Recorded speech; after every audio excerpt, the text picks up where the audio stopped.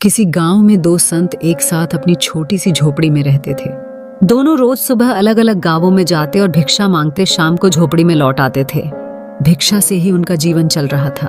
एक दिन जब वे दोनों भिक्षा मांगकर शाम को अपने गांव लौट कर आए तो उन्हें मालूम हुआ कि गांव में तूफान आया था। जब पहला संत अपनी झोपड़ी के पास पहुंचा तो उसने देखा कि तूफान की वजह से झोपड़ी आंधी टूट गई है। वह क्रोधित हो गया और भगवान को कोसने लगा।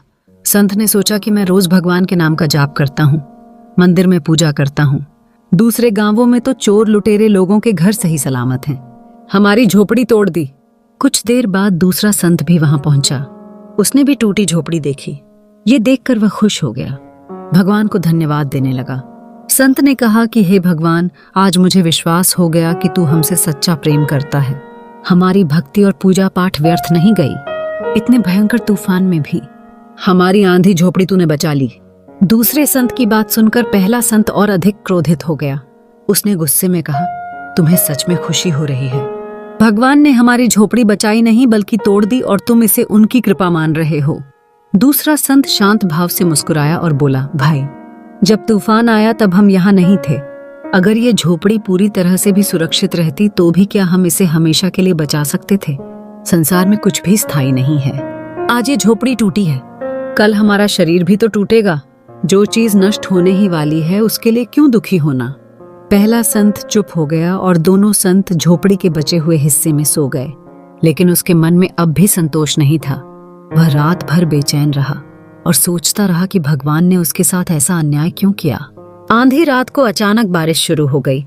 तूफान के बाद की इस तेज बारिश से पूरा गांव जलमग्न होने लगा। तभी एक बड़ा पेड़ जो उनकी झोपड़ी के पास था वह जोरदार आवाज के साथ गिर गया। सुबह जब दोनों संत उठे तो उन्होंने देखा कि पेड़ ठीक उसी स्थान पर गिरा था जहां उनकी झोपड़ी का टूटा हुआ हिस्सा था।